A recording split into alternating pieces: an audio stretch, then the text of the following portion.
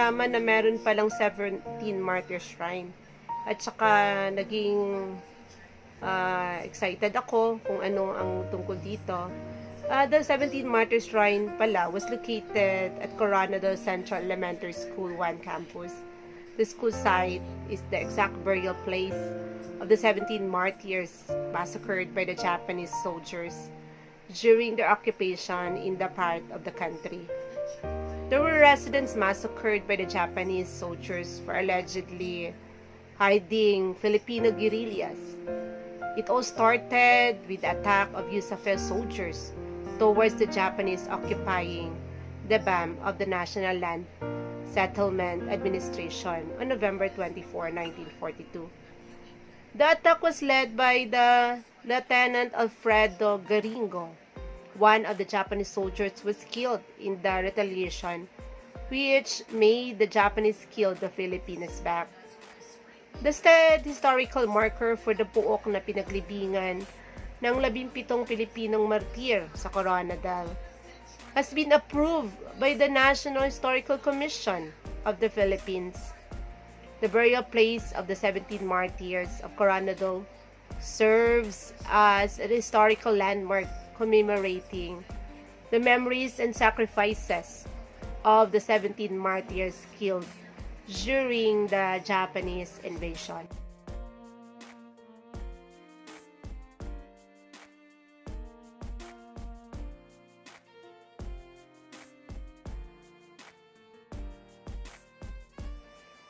Glan is one of the municipality of Sarangani province.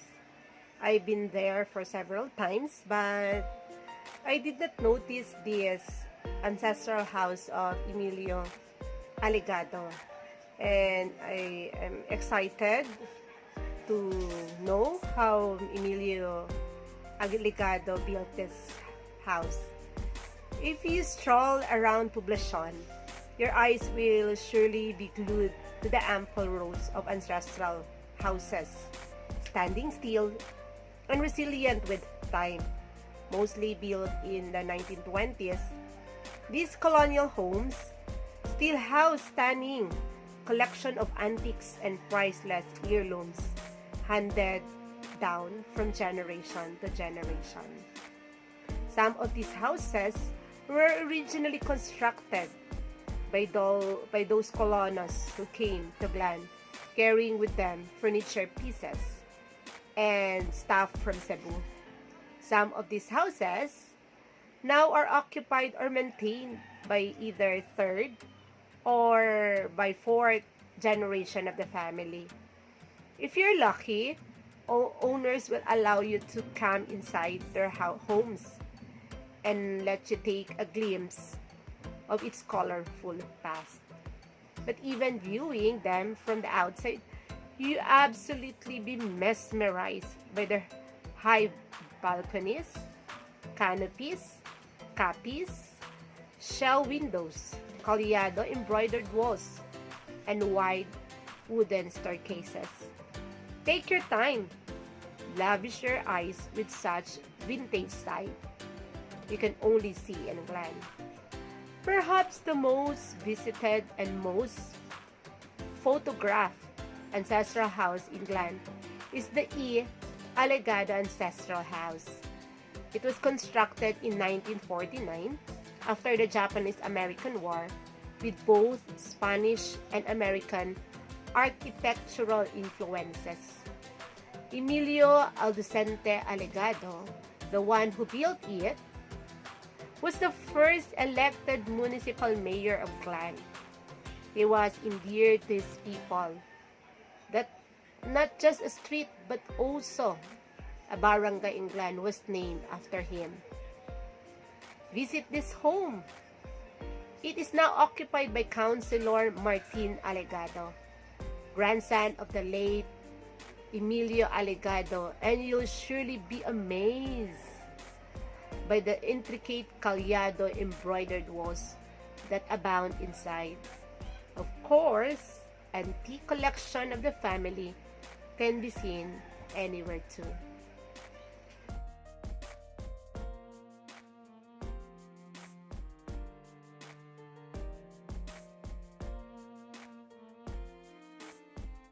Hi, have you been in Fort Piquet? You want to know all about the Fort Piquet?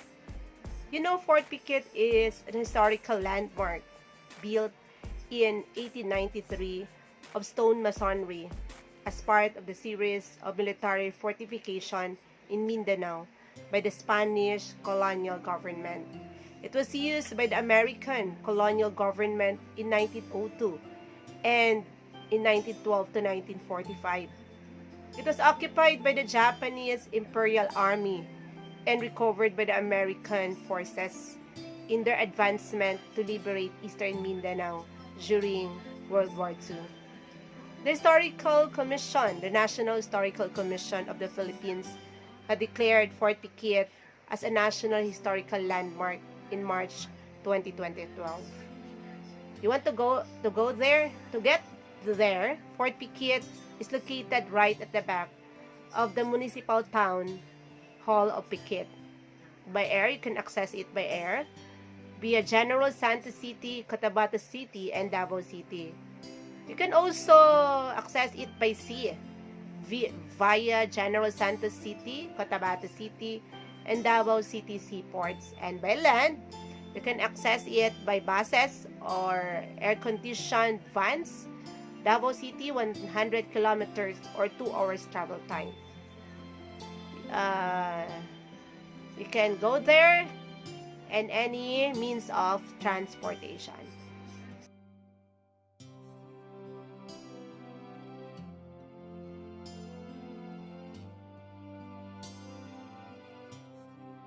It is really sad to say or ironic to say that I'm from this region and from General Santos City, but I don't know the historical places of our region.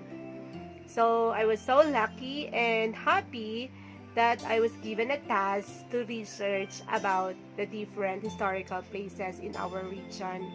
And one of these is the unique anthropomorphic burial jars. Maitum is unique to the Philippines and in the whole of Southeast Asia in that the anthropomorphic burial jars are very detailed and meticulous, with each unit having a specific head in different emotional states. Archaeologists who studied these artifacts surmise that these might represent a specific individuals whose remains are kept inside these jars. Carbon dating revealed that these are 2,000 years old during the Philippines Metal Age. First unearthed in 1991 at Ayub or Pinol Cave in Barangay Pinol, Maitom, the last town bordering Sultan Kudarat. It created a great stir because of the uniqueness of the jars. However, the place was already disturbed by the looters and treasure hunters. Note that these are secondary burial jars where skeletal remains are transferred to. Depending on the sex of the deceased person, the form of the jar also follows, with female remains placed in receptacles with breast-like forms, while males have penis-like projections at the base of the jar. Compared to other burial jars or burial sites in the Philippines, Maitom has the most highly sophisticated artistic renderings, including other jar forms. What is the only cave system in the country situated within the proper of a Philippine city? Cotabato Caves or Kutang Batu Cave is a cave in Cotabato City, Philippines, the only cave system in the country situated within the proper of Philippine City. The Cotabato Cave is located in the foot of Pedro Colina Hill. It has a lot of hidden underground passageways. One of these is the tunnel connecting the cave to Tamuntaka Church, the oldest church in the city. This cave was also the source of the city's present name Kuta, means fort, and wato means stone. Hence, the name Fort of Stone, which later on became Cotabato. Its wall of white, beige, and brownish shade glitters in the dark and echoes a colorful past, dating back to the days when no foreign foot yet trampled upon this land. The cave had given sanctuary to the natives when the Spaniards tried to convert them into the Castilian faith, and has served the purpose when Filipino guerrillas fought the invading force of Japanese Imperial Army during the World War II.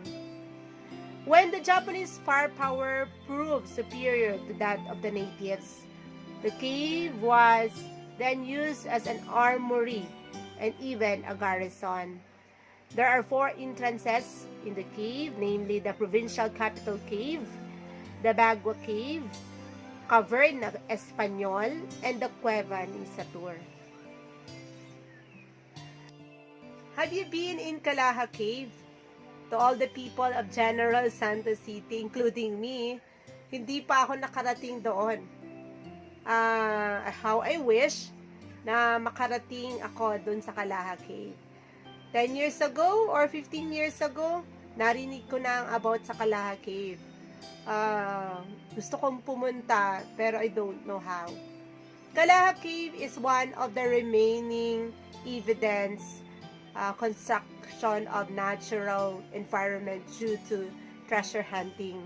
History said that Japanese forces used this cave as their source of water, which in turn produced fabricated stories and myths of left behind treasures. And an interview with local oldies revealed looting of old track tanks and other war materials during 1960s and 70s in Calaha Cave.